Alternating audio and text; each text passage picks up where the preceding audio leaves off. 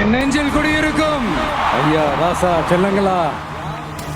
இந்த விஜய் சும்மா நன்றின்னு சொல்லிட்டு போறவன் கிடையாது, நன்றி கடனை தீர்த்துட்டு தான் போவான்.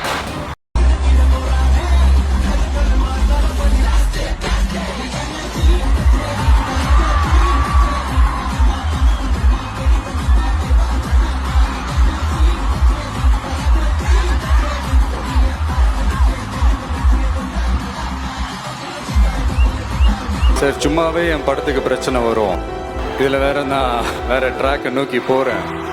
2026 யார் யார் எந்தெந்த இடத்துல வைக்கணும்னு அவங்களுக்கு தெரியும். சீக்கிரமே நடத்தி காட்டுவாங்க.